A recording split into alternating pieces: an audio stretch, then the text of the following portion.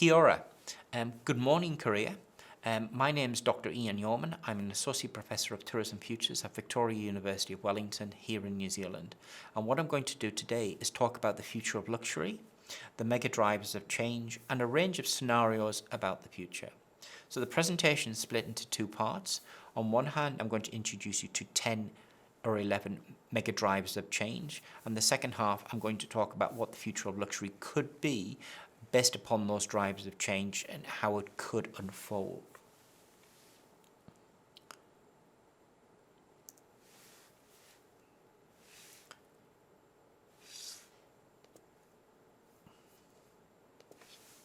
So the first driver of change is the democratization of luxury. The democratization of luxury is basically saying luxury once upon a time was only accessible to some. Today, luxury is accessible to most people. With rising incomes and changing aspirations, luxury has become very more mainstream. And fundamentally, what's driving this change is increased wealth and the emergence of a middle-class society across the world. The second driver of change that is shaping luxury is how luxury has moved from something very materialistic to softer issues. And what I mean by that is all about the experience economy. What tourists are willing to pay more for is the experience rather than the materialistic goods. And this is about a sense of improvement, enjoyment, and refreshment. Here, we're looking for novelty, innovation. We're wanting to sample something. So it's taking a product that we may have got and trying to reinvent it in the terms of luxury. What the customer or the tourist is willing to pay for is that point of difference, that point of newness.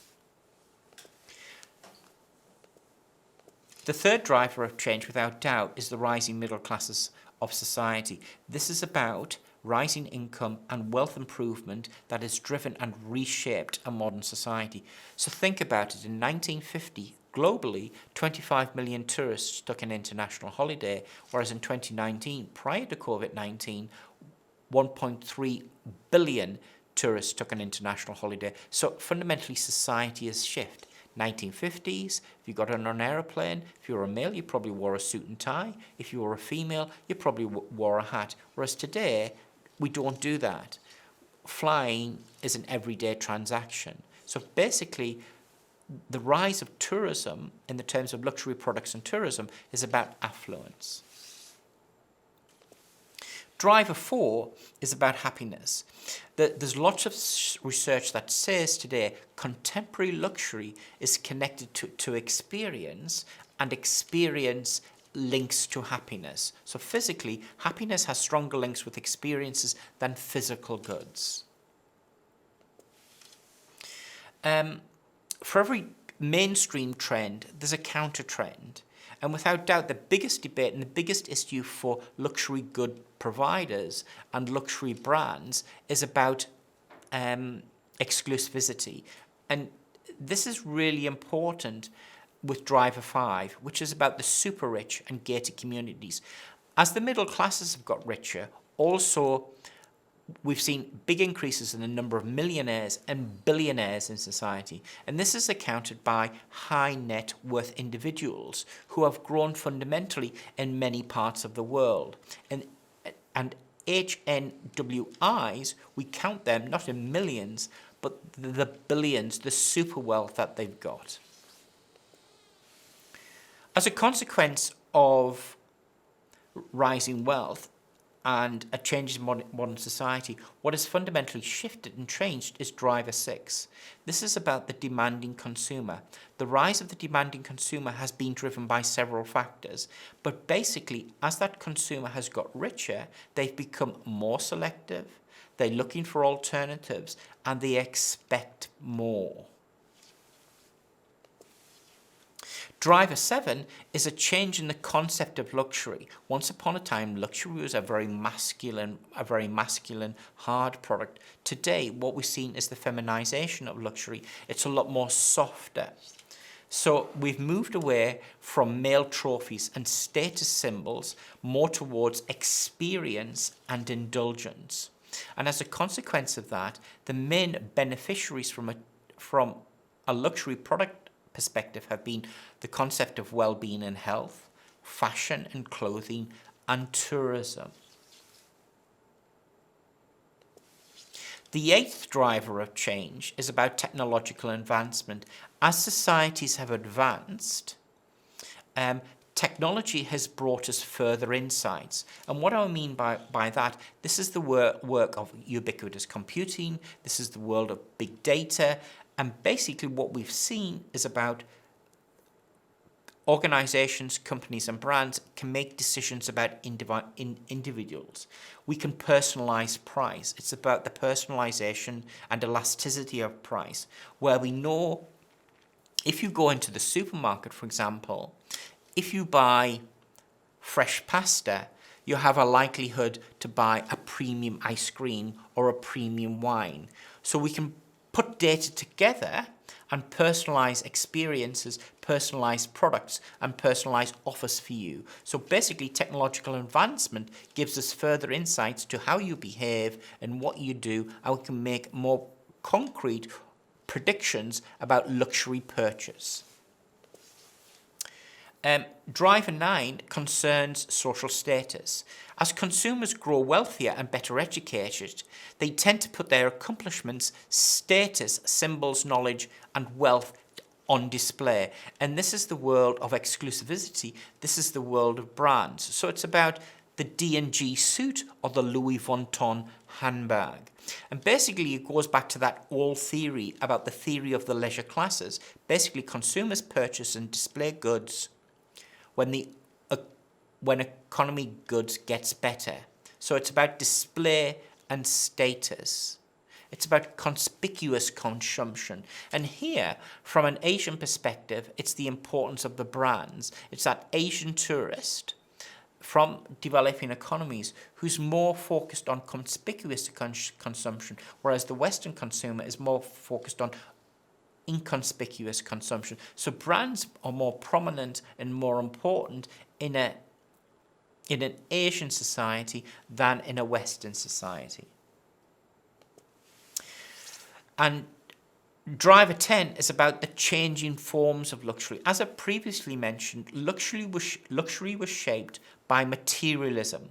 And materialism was about an expensive car, having the best home entertainment system, having beautiful home furnishings, wearable clothes.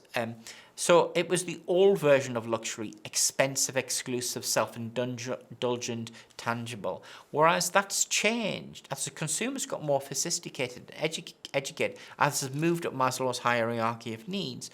What we've seen in the terms of luxury products and experiences is that experience economy, and that's all about enrichment and time. Enrichment means eating good quality food, going on expensive holidays. So here the emphasis on quality of life, personal, authentic, rather than a strong materialistic product. And finally, the other thing that's become important is in a society which is very modern and fast, time becomes really important. So tourists place high value and high spend on just getting away from it. This is the time to relax and de-stress. This is what the role of tourism is, to get away from the norm. And tourism fits in very well with detox society, with anti-society, with getting away from the norm. And that's what tourism's always been about. So isolation is a good thing. Time on my own and quality time are right at the heart of the future of luxury. And finally, the final one is you've got to understand all of these drivers together and what it means from a pricing perspective. What is the degree of difference? At what point will the consumer or the tourist pay more for an experience, a service, or a product? So it's taking all of that data, it's looking for the pricing points and stretching them out. It's making decisions whether to be inclusive or exclusive.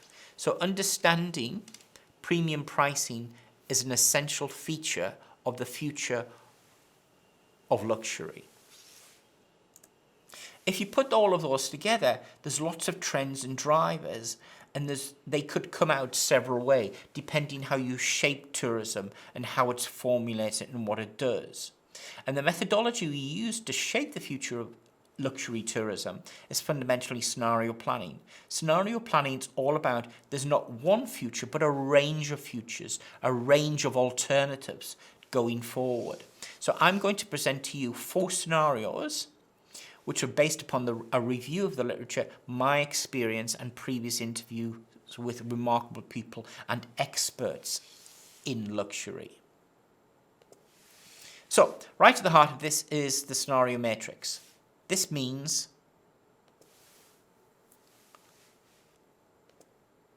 first of all, the first drive is all about what is the form of premium pricing. And the second one is what is our access to luxury. And what I mean by that is forms of premium pricing could be about status, or forms of luxury could be about inconspicuous premium. From an access perspective, are we looking more towards democracy and affordability? Or is luxury a form of exclusivity? And if you put them all together, you get 4 scenarios. Scenario 1, the consumer trades up. Scenario 2, it's about prestige. Scenario 3, the focus is on enrichment and experience. And scenario 4, craft and authentic luxury. And these 4 scenarios have different circumstances, different drivers and trends behind them. So now let's explore them and what could they mean. So the first one is trading up. This scenario presumes the rising middle classes of society. It presumes further affluence. It's where incomes are rising and we see wealth improvement. With greater wealth comes a more sophisticated consumer who's educated, more demanding, and they can afford more luxury experiences. However, this is a consumer that will not tolerate failure or defect. So like COVID-19 and the disruptive effect it's brought, think about the global financial crisis of 2007, which could be described as a material and psychological shock of affluence interruption in the terms of where the consumers go. But fundamentally, you had that shock in 2007, but we got back to normal in 2009 and 2010. And the same will happen in a post-COVID-19 world. The disruption of this present pandemic is a severe disruption, but the curve will get back to normal at a future date. In this world, although consumers trade up, they also trade down. They also get extra wealth from saving on certain goods and services. Basically, they still engage in deal hunting, mercurial consumption, product price comparisons, because they get that extra wealth by the savings they make on more mundane products and prices. So in this world, we have something which is about an upgrade culture. And from a branding perspective or a luxury perspective, it's all about personalized communications, special club memberships, sophisticated concierge services. Whereas scenario 2 is about prestige luxury. This is luxury for the serious wealthy. This is the the WIs, rich celebrities who influence your purchasing. And basically from an ordinary commoner or middle class person, we aspire to some of the concepts or experiences that those super luxury people want. It sort of luxury cascades down to the common people of society. And examples of this, if it's about exclusivity from a destination perspective, it's about brands and products and experiences and positioning. So think about Monte Carlo. This is the French Riviera. This is a destination which we associate with the serious wealthy. We think of the big exclusive casinos, we think of James Bond, we think of Formula One and the Grand Prix. These are destinations which are exclusive, upmarket, and we as a consumer would like to holiday there. We'd like to test it out. We want some of that in the terms of where we go. Whereas scenario 3 is a focus on enrichment and experiential luxury. This is basically the experience economy. In this scenario, luxury goods have become more widely available. Luxury is less associated with materialism, but with that time, that enrichment, that experience economy. So this is about concierge type services. It's about a Michelin meal in an exclusive location. It's about something that I'm giving to you. It's about access to something. It's something soft and service orientated in the terms of what it's all about. So when you're thinking and designing this type of concepts, you've got to think about the consumer, the tourist, in the terms of their experiences and what the overall holistic experience is like. And one of the examples of this is the concept of time. It's about detox society. It's all about well-being and spa. It's about switching off. And to a certain extent, it's about some of these are the more simplistic tourism experiences that we can have. It's about climbing a mountain, the view. It's about the picnic. It's about the small things in society. So it's about enrichment and learning. Whereas scenario 4 is about craft and authentic experiences. Many brands across the world from a luxury perspective are saying, what is luxury? And the way they've defined luxury, they've gone very much for exclusivity. And exclusivity can be about craft and authenticity. It's about something that's real and original. It's about the Louis Vuitton handbag, for example, but it's made especially for you. It's a one-off design made for you. It's about the best Persian carpet designed for you. It's about a golf lesson or a meal cooked for you by one of the world's top Michelin-starred restaurants. It's something authentic. It's craft-orientated, but it's designed for you, and it's something that you can only hold. So, from a tourism perspective, this is about tourists wanting and searching something deeper from an authentic perspective and from a cultural perspective. They're very demanding and very sophisticated, so there's a stronger emphasis on the local foods and leisure activities. And this is very important. We're living in a society where we've seen the creative class emerge. More educated, more tolerable, more understanding, and they're wanting something that's very different. They're wanting that local, real experience. But how do you design it just for them? How do you make it exclusive for just for them? Anyway, they're just some of the examples about the future of luxury. So what I'm trying to say is luxury without doubt has changed. It's been democratized, but at the same time, it can be a very exclusive experience. And to me, it's about innovation and continuous improvement. If you want to know more about these drivers of change in the scenarios, please, there's the research paper published in the Journal of Revenue and Pricing Management by myself and co-author, Professor Una McMahon-Beatty. Thank you.